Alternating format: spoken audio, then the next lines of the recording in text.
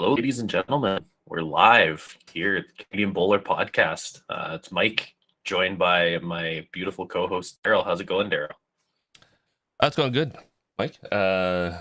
Beautiful day, beautiful week. Glad to be back. And See, actually really you look a glad to little be. suntan over there. A little bit I of a have. suntan going on. You I look like know. you've been in the sun or something. I think I've got the lawn bowler's tan going on, so I've got some. Just looking at the monitor. Yeah. Some lines, some nice crisp lines as usual. You know, the sock tan and all that great stuff. But it's bowl season, so it's about time I got out in the sun for once. Yeah, you got to get your base tan going. The prerequisite lawn bowler farmer's tan, whatever you want to call it, where you have the nice shirt line and probably a good sock line. You got to get that base in early, or it's sunburn city. That's right. That's absolutely right. Yeah. Well, before we get going, just a reminder if you're here joining us to hit the like, comment, subscribe button there. We appreciate any sort of interaction we can get. Anything that you really bring in the chat or comments on the video really do help us out creating content in the future. If you aren't able to get us live, the video is usually posted to YouTube within the day, so you're able to catch it after the fact if you want to watch the show after we're going here live. And then if you are a podcaster, we do have the show on podcast platforms, usually within about a week. So whatever major podcast platform should be available there within the next week. So I guess if we want to jump into it, the big news sort of alluded to it. We had the Canadian national team camp would have just wrapped up yesterday or the day before. You would know better than me because you were there. Right. So they had that, and Daryl was there all week. So I guess Daryl would probably give us a little bit of an insight how that went. Oh yeah, good camp. It was really great to see everybody after 2+ years of not seeing them, and kind of just getting tidbits of what's going on in their lives from all over Canada and around the world. We had everybody over from overseas as well, which was really really cool. A lot of players in Canada, you know, because some of those players have been over for a few years, haven't really met them in person. So, meeting a Ryan Bester or a Kelly or a Leanne who have been over there for a long time is really was really really special for a lot of players, I think. And it was good to get everybody together. As far as the camp goes, it was a grueling bunch of days. I know my days I was usually wide awake at 5:45, and I didn't probably go to bed until 11, 12 at night, and then back up and doing the same thing over and over again. Trying to manage COVID stuff and meals and playing and making sure everybody got a fair chance to show their stuff and get the selectors around to see everybody. It was a pretty hectic week, but I think it went really well. We've got a few more days, probably a week of chats and note transcription into a better format, because I know I've got a book here full of notes and all that kind of stuff, which is all scribbles all over the place. So putting that into some coherent a thing that people can actually read and understand will be fun, but really interesting. Selection camp is always tough. I prefer to do those things as a training camp. So, myself as a coach, being a selector there, not interacting with them as a coach per se, and just kind of, watching them and observing. And even if I saw some good or some bad things or some things that were questionable, not being able to jump there as a coach and kind of use it as a teaching moment was really difficult for me. And I'm sure players would have really liked to get more instant feedback from everybody. Tammy and Derek were there as regional coaches, which was awesome. Tammy's first time there, dealing with national team athletes. I think she took a ton away from it, which was really really cool. But they were working with teams, so there was still a whole bunch of other games going on. So really good, really cool. I'm sure everybody's going to be interested to see what the teams are coming out. I have no idea. I'm working with the two other selectors that were there. Unfortunately, Terry Scott wasn't able to come. Paperwork was delayed through the government, and as time ticked on, they weren't able to catch up, so he wasn't able to actually make it. So we did virtual meetings with him every single night. Tough for him because it's really early in the morning when it's really late at night here. So we made it work. We got things done, and I think it was a really successful camp. But I'm sure when the names come out, whoever the five are, the men and the women, everybody and their uncle will have an opinion about it. So I'm looking forward to seeing that too. Yeah, I guess if you're talking about your getting up 5:15 a.m. or whatever it was and going to sleep at 11, 12, that kind of makes sense if you're maybe having to video chat with Terry on the other side of the world. So I guess those times, but part of the life of being a coach or a selector, whatever you want to call it, I totally understand where there's a lot of background work you guys would have to do. So it makes sense to me. It's like, what was the sort of the format of the camp? Was it more you guys did like lots of games, or was it more like training and drills, or was it kind of a combo of everything? The first day we kind of used as a acclimation day, so players could get there. They could use the morning to roll a bunch of bowls, do whatever they wanted to get themselves kind of used to what the surface at Windsor was going to be like, because it was going to be slower, especially for those coming overseas. It was going to be really slow compared to what they've been bowling on. We had Tammy and Derek run some drills at some point to try to get a little structure involved in it. And after the first day, we then moved to match play. So Terry would put together teams based on sort of the matchups he wanted to see, people and positions he wanted to see, whether you're playing singles, fours, triples, or pairs, that kind of stuff as well. And then as the days went on, we would have discussions at night to say, okay, we've seen this player a ton at skip, or we've seen this player a ton at lead. Let's see what other combinations we can make up. Or maybe there was someone that hadn't played a position yet, and we were kind of like, oh, you know what? We've gone through the list and we haven't seen this person, so let's mix it up. So the last couple days, we're trying to get everybody in different positions, see some different looks, and get as much information as we could. Really, tough. It's tough. I mean, there's a ton of people that want to be selectors, and there's a bunch of armchair selectors. I can tell you, having done it a couple times now, it sucks. I'm just gonna say it. There's people that are probably geared towards it and love being a selector. I can say from my perspective, looking at players and seeing their strengths and weaknesses, and trying to figure out like a good combination and team and all that kind of stuff. At the end of the day, I know all these people. They're all good people, and having to tell them they were selected or not selected, and give them feedback as to why, or possibly what during the week didn't go in their favor. Those are tough, and it sucks. Like I'm not going to sugarcoat it. It sucks given that information. Might have to get you watching that Moneyball scene where Jonah Hill has to cut Carlos Pena to sort of help you with those moments in the future, because I know that's the one that I always think of whenever I kind of hear those personal moments. Like I know, just even from like working and jobs that I've had to do, I've had to give tough news people and stuff like that before. So I don't envy you with that part of it where you're having to say, well, this didn't go well for you, or whatever it is, type of thing. But that scene, always I relate to it, because the Billy Bean or Brad Pitt's character, I remember, just says to him, just go to the point, get to the point, make it not personal. And That's right. because I really, as much as it is a personal thing or be taken personal, I can see why you'd want to almost remove yourself from the personal side of it. And it's more of a business or a team decision type of thing. Yeah, it's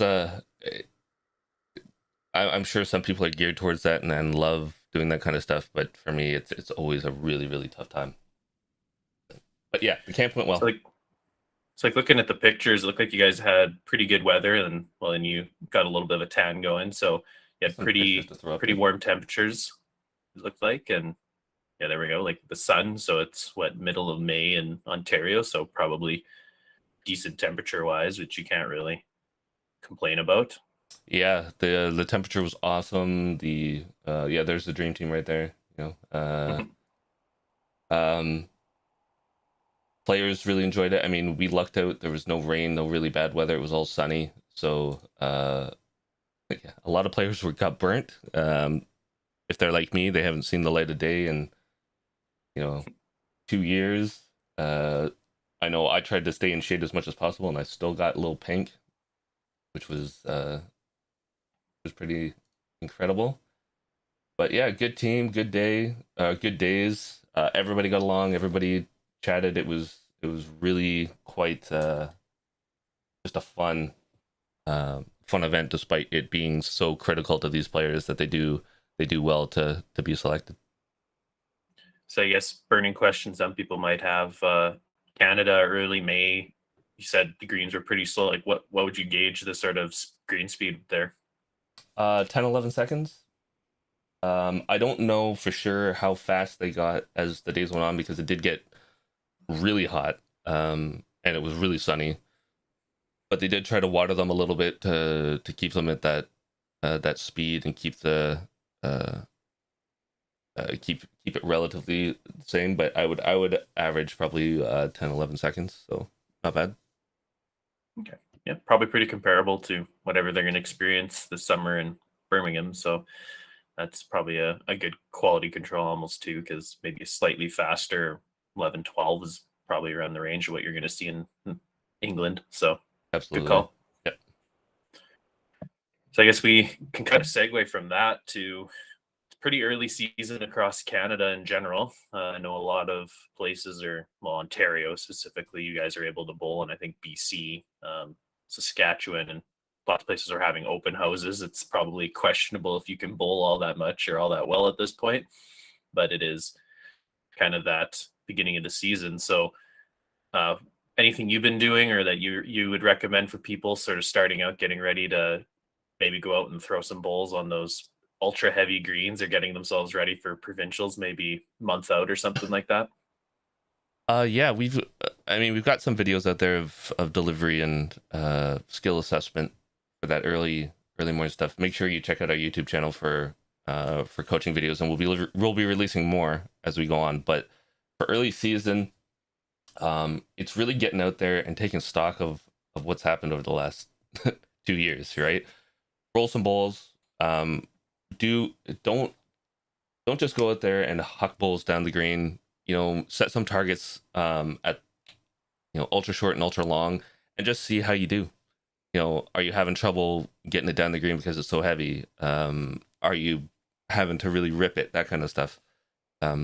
Really, just maybe not a skills assessment, but just take stock of where you're at. Do things feel okay? Is your delivery got any weird quirks that have worked their way in over the years because you haven't really been competing and really thinking about it? Um, Really, it's just shaking off the rust a little bit and getting out there and rolling bowls and just gauge where you're at and really trying to pinpoint where you need to put in the work. Yeah, no, that's a fair point. And honestly, if you're, I guess, even talking to the coaches that maybe you're listening, that's probably something you can say to them too is give the person they're coaching drills to go out there and sort of assess how things have gone over the last couple of years, or even have a sit down and talk with the person you're coaching to see how the things have gone over the last few years. Because as you're saying, I really do think a lot of people are probably going to get out there in the next month, and there's going to be lots of little quirks or things that they haven't realized that have happened over the last 2 years of inactivity that they might have to work on or sort of uh, refine out of their game. So it could actually be a little bit of a thing where you may want to go out there, do some practicing pretty early in the year here, and just see if everything is still the same, feels good, and maybe if you have a coach with you, make sure it looks good and that everything is kind of doing what you're wanting it to do. Absolutely. It's tough. Getting out there early season. I mean, the greens are not always in the best condition, especially all around Canada. There's going to be clubs that are awesome. Like Windsor was really well ahead of any other club that I saw. Their greens look like really well maintained. They were cutting them every day. So I'm sure that they'll be in prime condition a lot earlier than most greens around Canada. But if you're in a club that struggles and you got really, really slow greens, sub 10 seconds, sometimes it can be hard to do those assessments really early in the year. But really just get out there, shake off that rust, throw a lot of bowls, get that comfort level back, and really, yeah, just take stock of where you're at. You know, is your delivery doing what you want it to do? Are you hitting your lines? Are you hitting your weight? And hopefully from there you can just make a plan to work out the kinks, work on some of those shots, and hopefully we'll be off and running when the provincial playdowns start coming around. Yeah, we got a torrential downpours on Thursday, Friday this week, Beautiful. so our greens were flooded on our open house yesterday. So I was helping coach there, and I think my first game would be on Tuesday. We have a competitive league that they do early in the season here, so that'll be fun to jump out there and throw my first bowl. And I'm, as you're saying, sub 9 seconds is probably what I'm expecting. So we'll see how it goes and see if I can identify some kinks or some things to work on, because I do like to practice every once in a while. So probably will have to pick out some stuff to maybe put some work in on once I do have that game there on Tuesday. At the end of the day, if you're hitting some of those really slow greens, sometimes the only thing you can do is grip it and rip it and hope for the best, right? Like you play with what you can, and you make do with what you can, and hopefully as the season goes on, it'll just get better and better. Okay, well, we do have an interview coming in here today. I guess in between now and when we recorded the interview, actually, there's some news with this individual. So John Rednall is who we have here for an interview coming up here on the show. John is a long time England international, involved with coaching, lots of involvement in bowls across England. He's a writer for Bowls International magazine. So he's a very big name, I guess, there in England specifically. He's quite influential over there. And in between when we recorded the interview and now, he actually announced his, I guess, retirement from the England national team. So that was a bit of a development from the last time we spoke with him. But all the best to him in the future there. I guess bringing in the video there, Daryl. All right, here we go. Perfect. Hello, everyone, and welcome to the Canadian Bowler Show. I'm Michael Patulli, today joined by Daryl Fitzgerald, and we have a special guest with us today, John Rednall. Thanks for joining us, John. That's my pleasure. Good to see Daryl and Michael. So the one thing we like to do whenever we start out an interview is essentially give you the floor, sort of allow you to explain who you are and sort of how you relate to bowls. So the floor is yours, John. Okay, well, I'm John Rednall, and I started bowling competitively at the age of 14. Although I was a frustrated 14-year-old because I'd actually wanted to play before that, and in those days the age limit in England was 14, and I'd wanted to play a lot sooner. Probably age 7 was when I really wanted to. But my parents were both bowlers, my grandparents as well, and started at a club in Stowmarket where I live now, which is the Rookbury Bowling Club. And my father had been secretary and president and things like that. So learned to play on what they called the turf bed, which was just the spare bit of grass in the corner, and collected up the pensioners' bowls, and didn't have a set of my own at that time, and I used to play on there. And then at the age of 14, started to play legally, if you like. Started to play indoors when I was 16, and got into the England team when I was 23. So county team at 17. Luckily won a couple of national and a British Isles title, and got into the what was a brilliant England team at that time at 23 years old, and I was the youngest. Now I'm the oldest. I can probably make a list of all the people that you've played with. Some of the best of the best from England: Tony Alcock, David Bryant, John Bell, just to name a few. And you've played at the highest level in England and internationally. Do you have any particular one highlight that stands out as something that you just cherish? Yeah, I think the most cherished highlight, Daryl, really was the England debut, which I guess a lot of people would say. And I was very fortunate. I was selected with the great David Bryant, And this was in the International Series of 1987 in Llanelli in Wales. And I suppose the cherished moment really was the fact that David Bryant really did look after me. I think he realised that I was a nervous newcomer. And I'd met David, strangely enough, when I was 9 years old. My birthday present was to go and watch David Bryant playing in an indoor national championships. And I spoke to him then and got his autograph at age 9. And then I played against him at the Preston Guildhall in the UK singles in 1985 and was lucky enough to win on that occasion. And so I knew David already, but he was great. We didn't have a team bus in those days, and he offered to drive me to Stradley Park, Llanelli, for the first match. And so we got into his car and had a chat about international bowls and things. And then he said, right, we'll go for a walk around the park. And I think it was just really to relax me.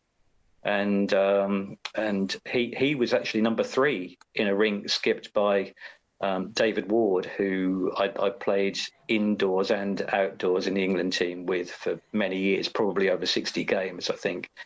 And David was a really calm, cool customer. He was a bomb disposal officer in real life, just as cool on the bowler's green. And our trademark really was we never played the same mat position or jack length twice. And it was a leads nightmare.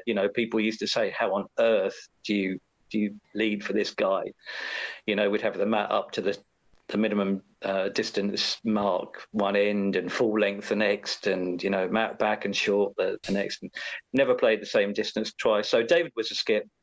And then the number 2 in that rink was an ex-Bristol City footballer called Peter McCall. And I hadn't met Peter before, but it was a great rink to play in. So yeah, that was a fantastic debut in probably just the rink that I would choose to go into, I think. It's amazing. That's a fun story to get there, to sort of the debut and just the names involved and everything. I imagine that would have been a fun experience. When we're talking about your experiences, so you're the first player outside of North America that we've interviewed that's actually played bowls in Canada. So you were on the English team that was at the 1994 Commonwealth Games in Victoria. Yeah. So how was your experience at the Commonwealth Games in Victoria? Well, I played with John Bell, who you just mentioned. The number 2 in the 4s was my club mate from Ipswich, Roy Cutts, and Wyn Richards, the great Wyn Richards, the Welsh Englishman, was number 3 in the 4s. And I mean, I loved every moment of it, because I'm not just a bowler. I do a lot of running. I love sport in general. It was an opportunity to be a huge multi-sports event with people that I'd just seen on the television, the likes of Linford Christie and Denise Lewis and Diane Modal. We just had the Athletes Village at Victoria University, and we had day trips out. We had a trip to Souk, I remember. Does that ring a bell? The sort of First Nations village. Yep.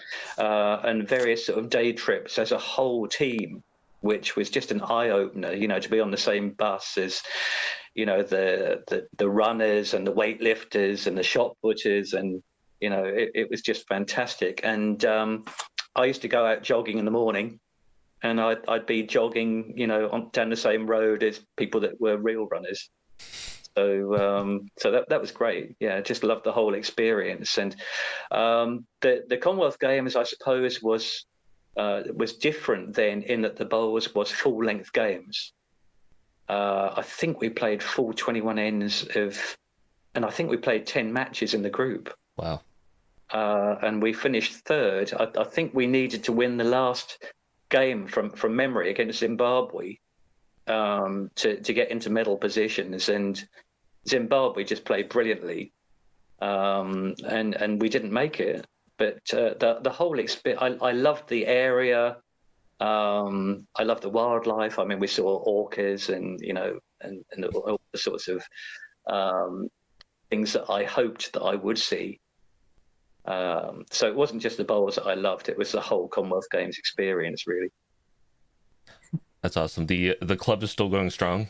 You can see the the remnants of all the Commonwealth Games stuff still around there. So Ah. it's really neat to see, for sure.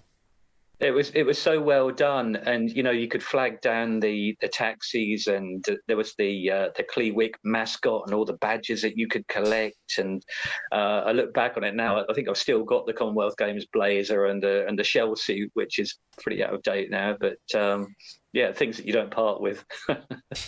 Absolutely. So your daughter Catherine came on the show and did an interview with us, which was awesome. Yeah, I watched that. Yeah. She's been one of the top bowlers on the World Bowls Tour for some time now, and she's also one of the most decorated women bowlers to play in the WBT. What is it like having your daughter, knowing that you've excelled in bowls, seeing her just excel in that sport too?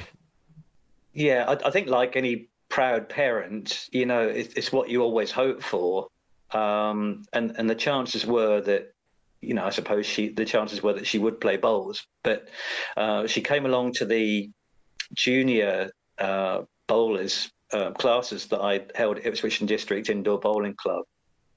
I did that for about 14 years, and Catherine came along really just to watch to start with. And at the age of, I don't know whether she was 5 or 6, but she came onto rink 1, indoor green, and said, could she have a go? And her first delivery was just like somebody that had been playing for years. And she was quite petite, quite diminutive, and the furthest that she could get, even with small bowls, was the sort of minimum length jack mark, the 23-meter mark. But it wasn't long, really, until she got the more strength and the timing, which was crucial. And after that, sort of age 7, age 8, she was playing full length jacks indoors without any problem at all. And I think I'd have been overjoyed if Catherine had been, a champion in any sport or enjoyed any sport. I know she had golf lessons at one time. She played junior football at one time. But I suppose with the background of having grandparents and family and everything, it was fairly inevitable that she would go into bowls. But the early progress was just fantastic with her. She was never a bad bowler right from the start. She could play. And somebody said to me when I think she was about 14, 15, how good do you think she can be? What's her potential? And I said, I truly think she'll be a world champion, which is a brave call. And it's a bit of a biased call because that's what every parent hopes for. But no, she certainly fulfilled that potential. And she's still getting better. Yeah. Yeah, no, it's definitely a bold prediction, but you definitely must be a bit of a psychic or something because you were on the mark with that. Well, I think I've taught hundreds of children to play bowls, and a lot of them have gone on to enjoy it and do well and play at county level and even under 25 level. Other ones that I've taught, and Mark Royal was one of mine as well. He came to junior sessions when he was 12 years old, and Mark's done really well. And I've got a young lad now at my club called Charlie Beaton, and he is probably I think he shows the greatest potential to be an international or future world champion. So just remember that name. He's brilliant. He's only 15 and he's fantastic already. Wow.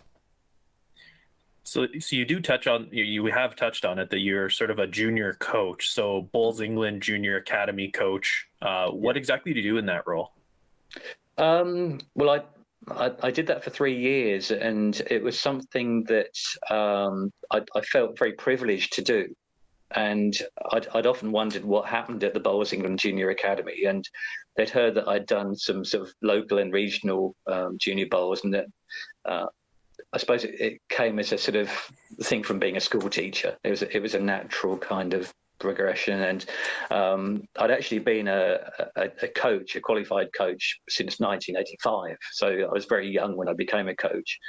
But I think what we did at the academy was lots of things that are actually current now that I've done when I coached the Commonwealth Games squad a few months ago, and it's things like the warm ups, the stretches, the coordination exercises that I do with the kids at the academy, and I always try and get their parents involved as well. So we do them on the green, but we do them on the end rink, and say, it'd be great if the parents joined in as well.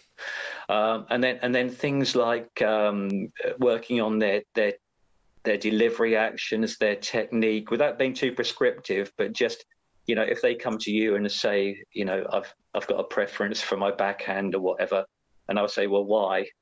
And we'll try and analyze it and watch them. And then also the educational kind of psychology side as well, of saying, what are your aspirations as juniors? Who are the role models? Who are your heroes in the sport? Who's helped you most at your club and so far in your career? Who's helped you? How have they helped you? And we're very lucky. We've had Martin Sector and Nicola Bow, who are the junior team managers, that have come to those things as well, and Mal Evans, who's the director of coaching. So that's, it's gone well, and I think they're doing it slightly differently this year, in that they're having an ID Junior Day where county associations can put forward names of coming under 18-year-olds, and I think they're going to take up to 75 children that day in Leamington. So I'm not actually involved in that this year, but it sounds like a good pathway. So I normally ask this of people who have transitioned from playing to coaching. Which one did you like the most, and which one is more stressful, the coaching or the playing?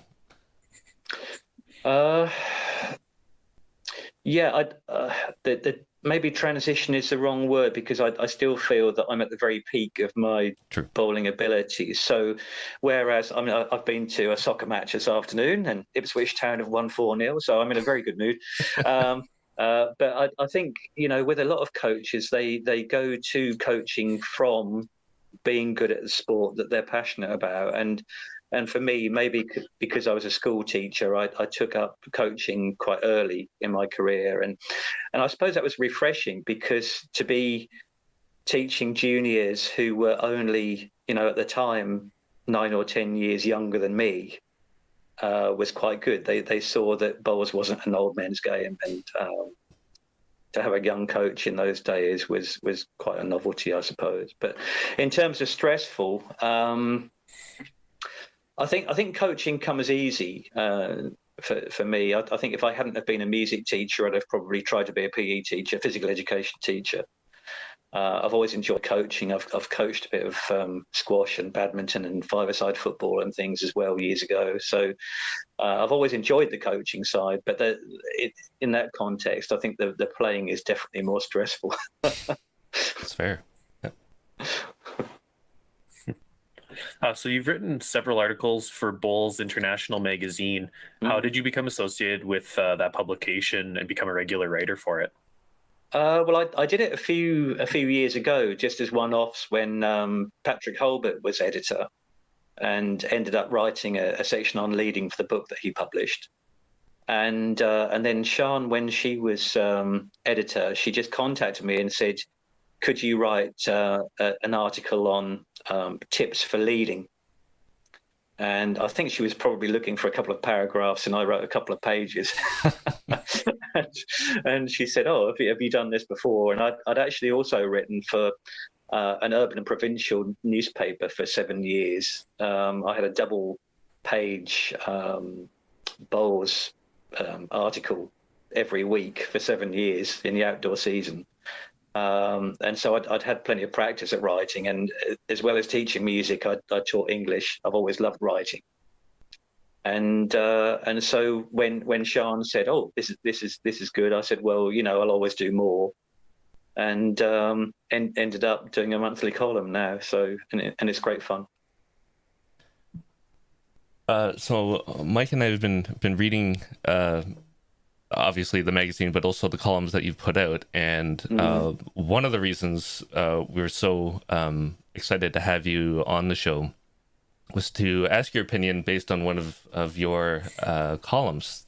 So there's tons of talk about change in the game. There's a lot of talk now of things happening in the UK, but worldwide, Commonwealth Games especially, that bowls needs to change, bowls needs to modernize, shorten games, all the stuff that comes with that. And you wrote an article specifically on the fact that you don't see it the way that it's being kind of broadcast right now, that everything needs to change.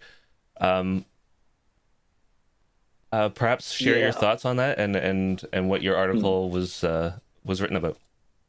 Yeah, I think the introduction to all that really is that for anybody who's been in the sport as long as I have, you kind of build up this bank of treasured memories and also the nostalgia that goes with it. And I don't think I've ever been a kind of stick in the mud who resents change at all, because I think I've always wanted bowls to change for the right reasons, and particularly to look a more athletic sport. So I've always advocated that the colourful kits and the shorts, and probably, I was saying that years ago when we were still playing in, ties and white shirts and so on.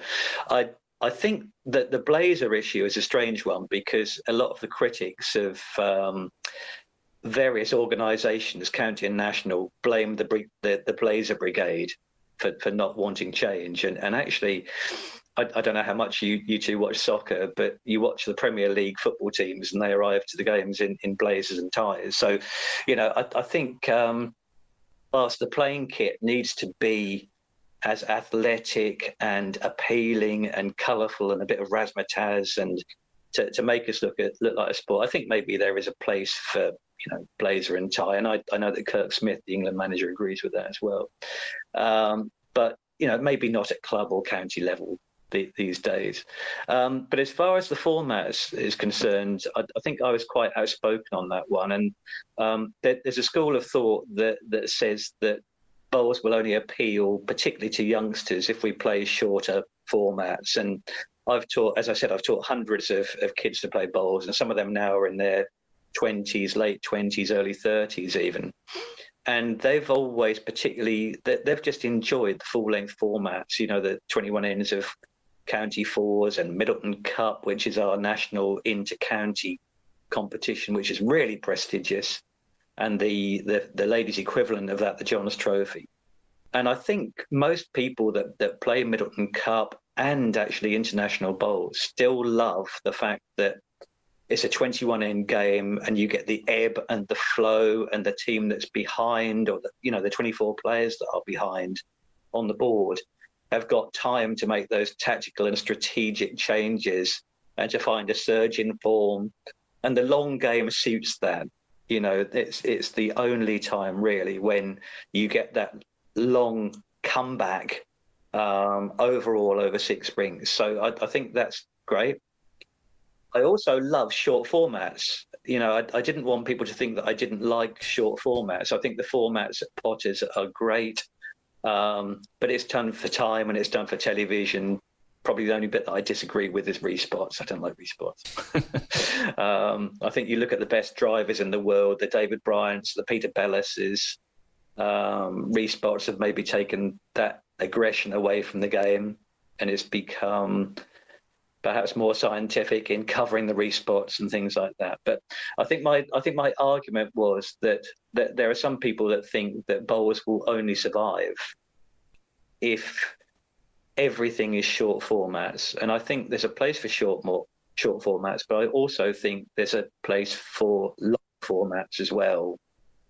And to create this kind of myth that bowls will only survive if we play 15 ends or 2 bowl triples and things like that, or sets, is just wrong, because I actually think there's a place for all of those things. I like bowls to be this kind of veritable banquet of different formats, where, a bit like cricket, You know, we have the 2020 cricket, we have Test match cricket. And I think there's a place for all of those formats. And certainly I'd be sorry if the long formats were lost, but it looks as if that's going to happen. Yeah, like Daryl and me both are fans of the more purist traditional game where you can play the longer ones, and as you say, the ebbs and flow in a game where you can see a huge comeback, or a like 25 point, 21 point singles game where someone could be up big and then 20-20 type of a thing, and it definitely has. Well, going back to the Commonwealth Games in Victoria, I remember that was when singles was 25 shots up, wasn't it? I think so, yeah. And we adopted that nationally as well for, I don't know for how long, a season or two.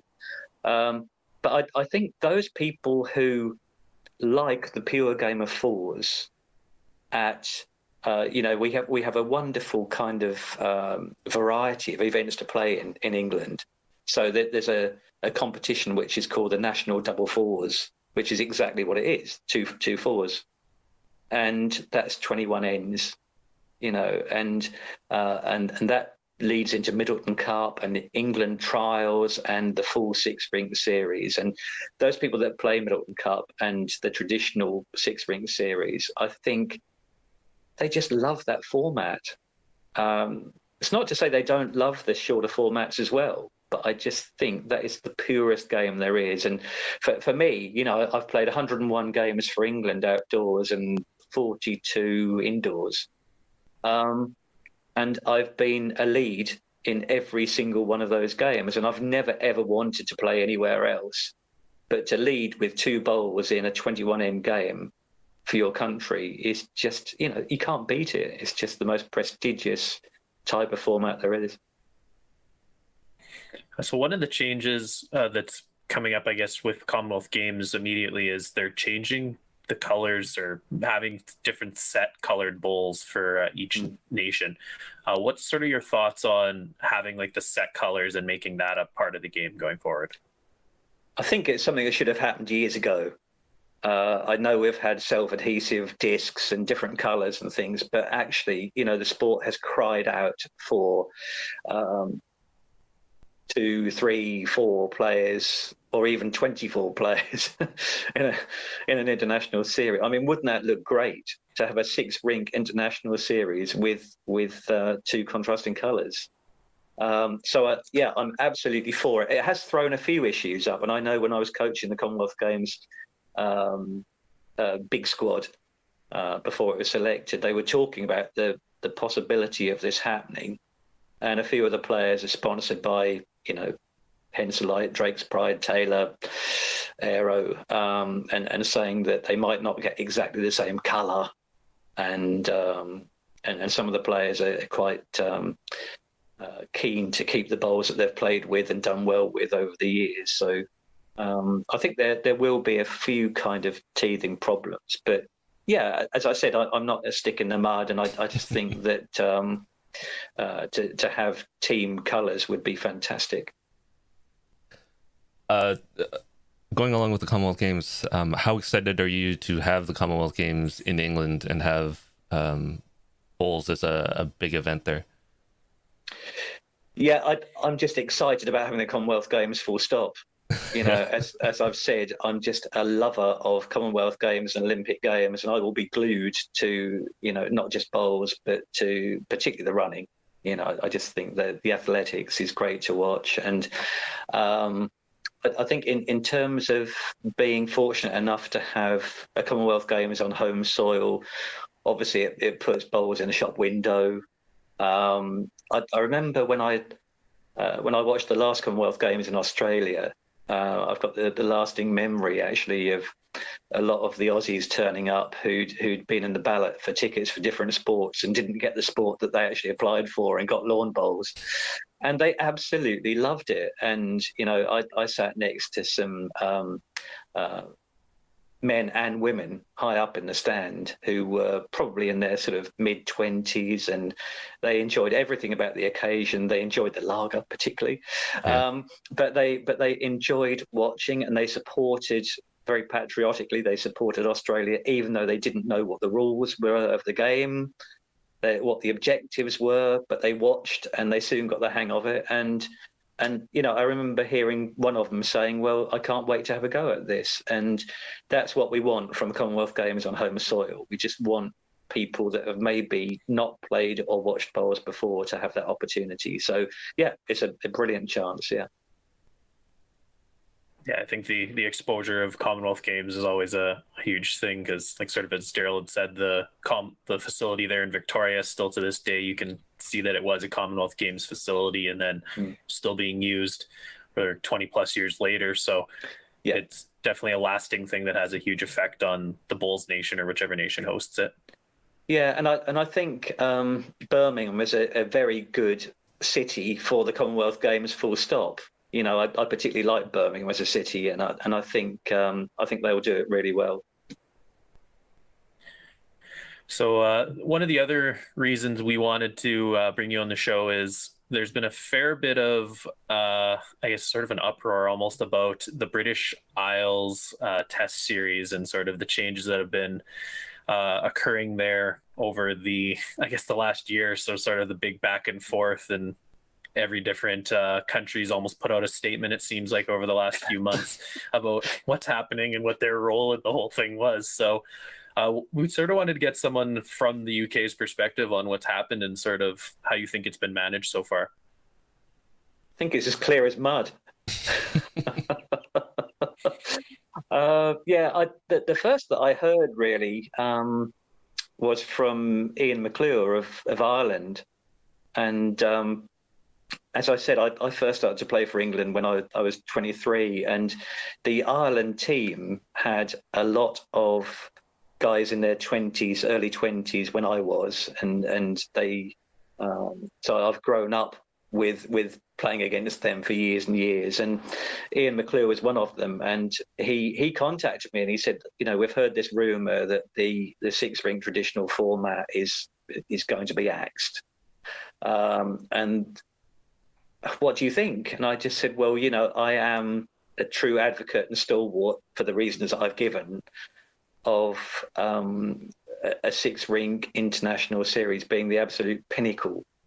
I was 9 years old when I realised that I wanted to be an England international bowler, and that was my biggest ambition.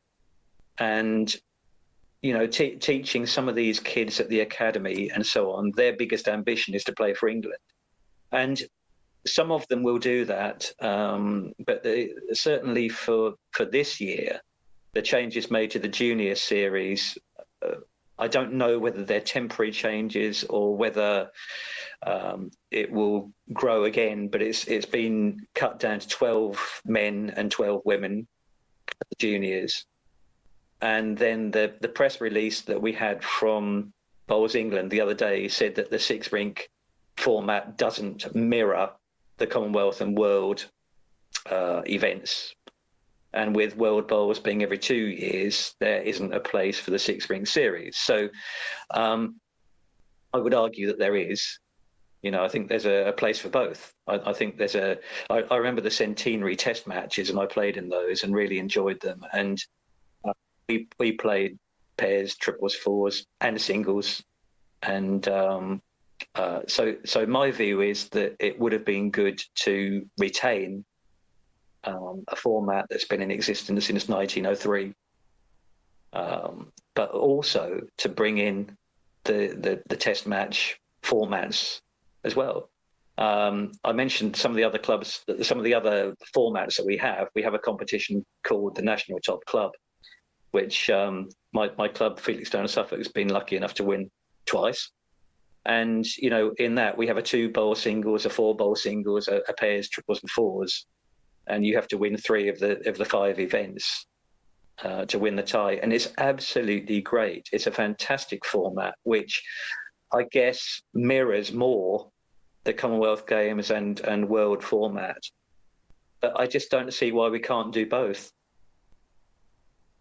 So I've, the various statements that have come from the different countries. I read the other day that Ireland and Wales had decided not to take part. I don't know if you've heard that as well. Yep. It's So it looks like just being Scotland and England, and that's a great shame, real shame.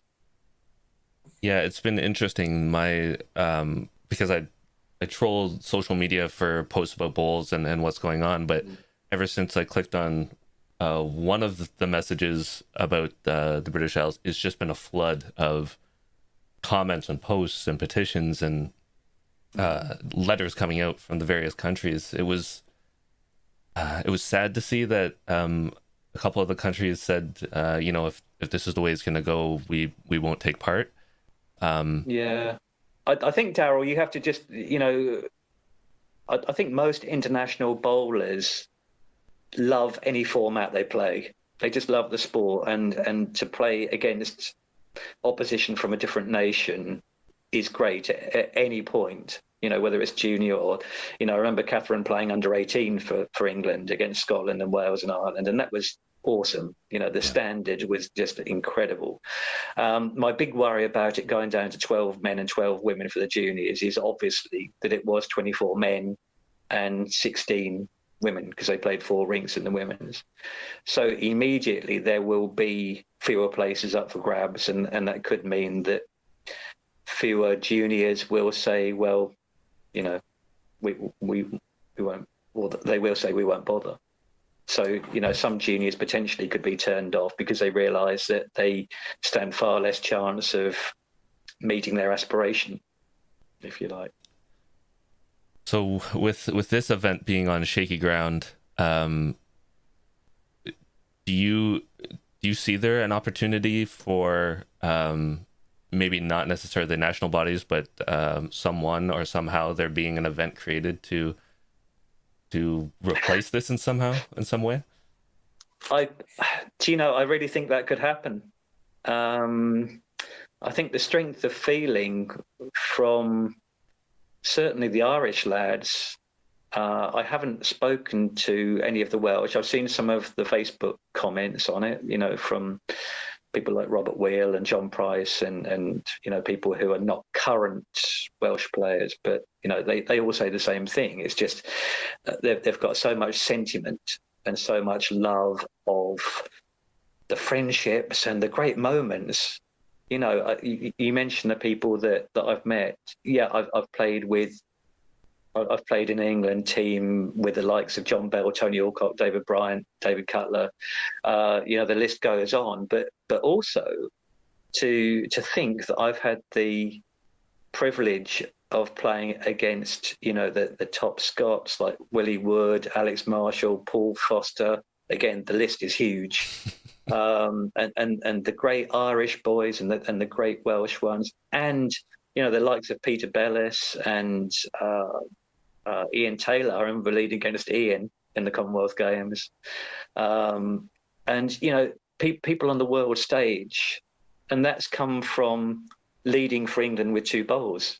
My elevation into Commonwealth Games and World Championships was because the selectors deemed that I'd played well with 2 bowls in a 6-ring series. So it was a platform, it was a stepping stone, but it also was full of great experiences of playing with and against the very best in the sport. My heroes, actually.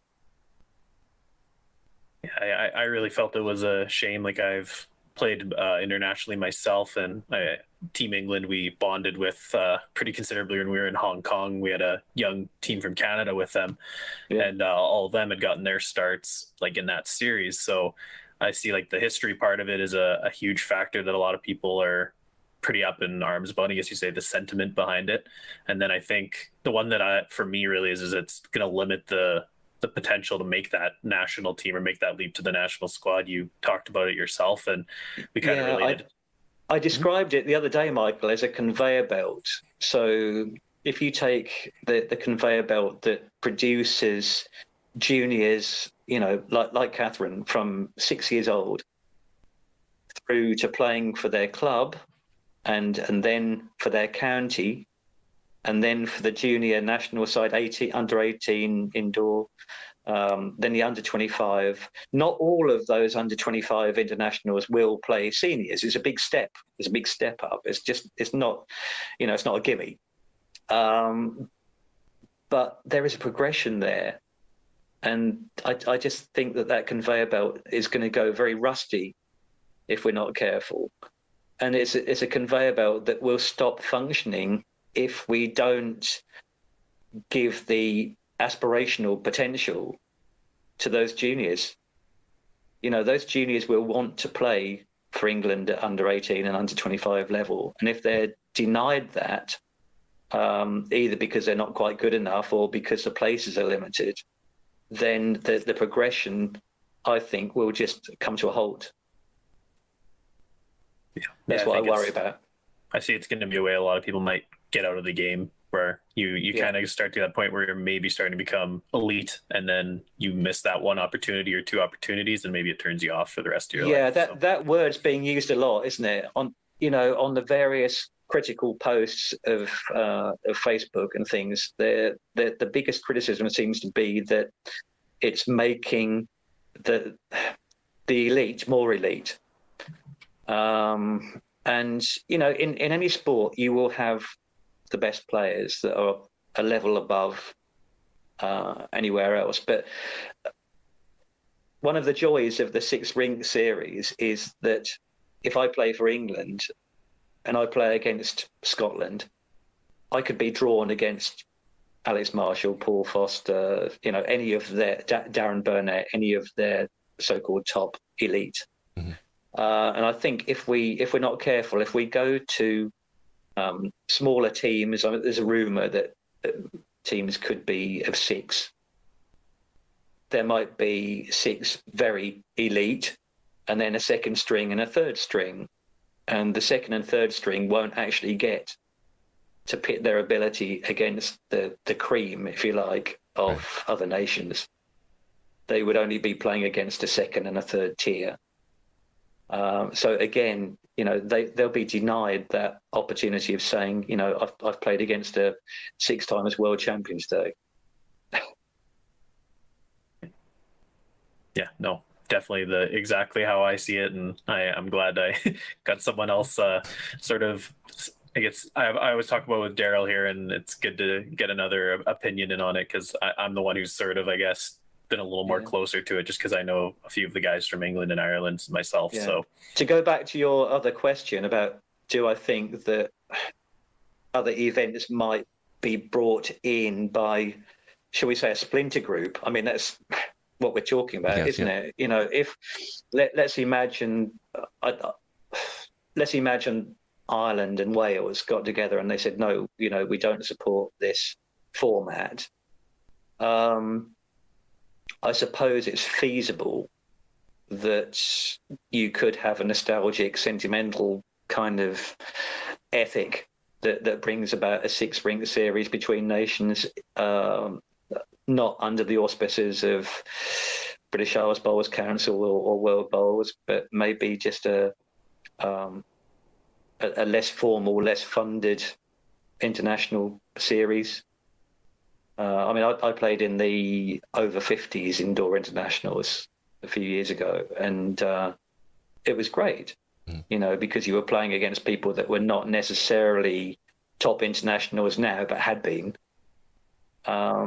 And they were people that you played against many, many times over the last sort of 3 decades, So I think in some ways it would be great. It would be interesting if it did happen.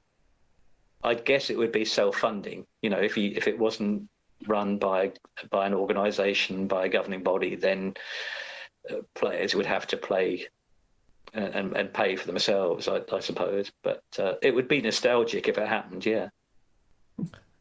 Yeah. Things like that always come down to funding. So. Yeah. But if people are passionate about it, I can see that being a thing. That'd be actually really neat to see if that actually that happens. I think the things that we mustn't kind of take for granted are the fact that Bowls England and Bowls Scotland in particular have made changes that were sincerely due to COVID. There were changes to our national championships last year with the length of games and the number of bowls. that you had and that kind of thing that were down to COVID in terms of wanting to get 3 games in a day and make them shorter, and then of course that was one umbrella, the COVID umbrella, but there's also the umbrella of the Commonwealth Games and rink space and calendar space. So I think what we mustn't do is to jump to conclusions and say that anything that happens this year will be forever. True. Yeah, I think there's. So it's probably best. It's probably best if we just, if we're patient and we hold fire and we don't fire too many bullets, and we've got to say that COVID and Commonwealth have changed things dramatically. Yeah, the some of the changes to events, some of the events that just haven't gone on for a number of years, and not sure if they'll be back just because of funding and interest and calendar as well.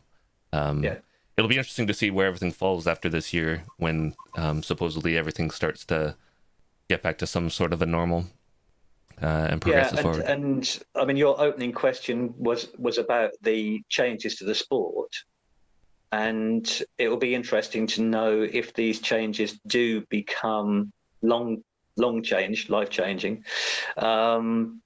What the uptake will be, and whether more people are drawn to the sport because formats are shorter and so on, or not. The fact is that most active sports have been in decline for the last few years. Certainly golf and tennis, and along with bowls, the participation figures have gone down. I think it's true of a lot of other sports as well, which is partly due to people's lifestyles in the times that we live in. But whether the short formats actually attract more people or they could turn a lot of people off what they've enjoyed for years. That's the big danger. Very true. I wanted to pivot a little bit, and there was another article in Bowls International about you and your other passion outside of bowls. Tell us about your music. Well, I was a music teacher in Suffolk schools. So Suffolk is a county that I live in and worked in all my career. I taught music in schools for 33 years, and I think, as well as having an ambition to play for England when I was 9, I remember when I was 9 years old, I told my parents that I wanted to be a middle school music teacher. and at that time I could play the violin. I was having violin lessons. I was a self-taught piano player, a self-taught recorder player. In fact, I was lucky that I could just sort of pick things up and seem to be able to play them badly. And then somebody at high school said, well, if you want to become a music teacher, you need to play the piano properly. In other words, learn to read the music, bass, clef, and so on, which I hadn't. I was just an improviser and could play quite well without ever reading music.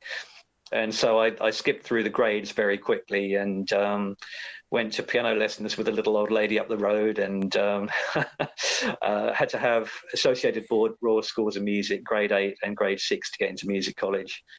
Got into music college, had 4 years there. I'd also played in the Stowmarket School's concert band, which was a very accomplished band of students, and actually toured America and Canada, aged 14, 25 concerts in 21 days, and wow.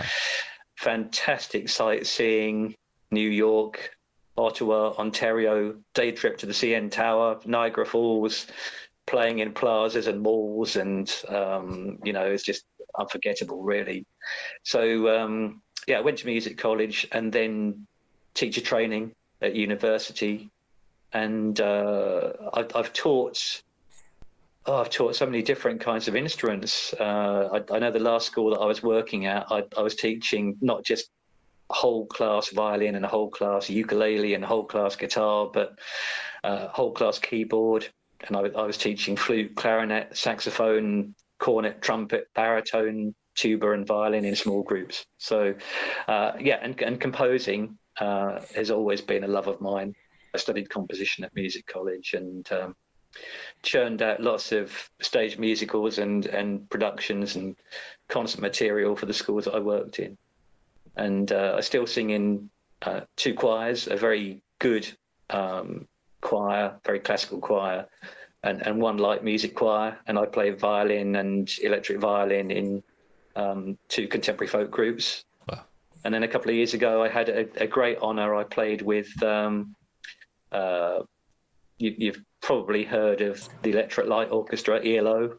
Yep. And I played with a group that's generally known as being the best tribute act to ELO, Nice. called the ELO Encounter. So I played on stage with them, electric violin. Wow. Yeah, like the article that we were sort of seeing there was specifically about your compilation album that you put out there as a fundraiser. So do you mind sort of sharing what that came about, or how that came about? Yes, of course. At the start of lockdown, when we could do really was to paint fences and garden furniture and make our gardens look good. And I was lucky enough to have my studio keyboard upstairs, and I look back on my teaching career and a number of the songs and instrumentals that I'd written for different productions, and I just thought, I'm going to revamp these on this keyboard. And it's a keyboard that's got brilliant orchestral sounds, the 16-track recording facility and things. And I decided that I would just revamp these things. And then Catherine's little boy, Harry, he was 1 on the 29th of March. Most people don't know, but Harry was resuscitated 3 times in his first few hours of life. And I decided that I would make all these things onto an album, and that I would sell the album for the special care baby unit at Norfolk and Norwich Hospital, where Harry was born. So, and it's gone really well. It's over £400 now to go to the hospital. So, that will be spent for whatever they choose in the special care baby unit. That's awesome. It's great to hear stories like that. I think what you're doing is definitely very admirable, and we hope it continues to go well. One question for you: How are mother, grandson, and grandfather doing now? Yeah, little Harry, aged 1, has made his debut at Nottingham at the English Indoor Bowling Association Championships. Catherine had just finished the Eton Trophy, which is the national inter-club 4 rinks of 4s. And that the whole green was vacated, and Peter Thompson and Carl Higgins were just putting the tables up for the presentation. And Harry decided that he was going to stand up at the end of the ring and pick somebody's bowl up in 2 hands, and clearly wanted to get onto the green. So Catherine put him on, and he crawled onto a mat that had been left on rink 1 and promptly rolled the jack up the green. So he's pretty deadly with a tennis ball. Yeah. He throws it for the dog at home, and he can roll it and throw it in the right direction with quite a lot of power. So I think the signs are good. He's made his debut. That's awesome. So just a matter of time until another Rednall is playing for Team England, I guess. Yeah, and Catherine is fine. Catherine won the National Ladies Fours with her teammates the other day, and the Eton Trophy. So two more national titles. Wow. So yeah, she's doing well. So I guess, did you have any other questions that you had today, Daryl? No, that was great.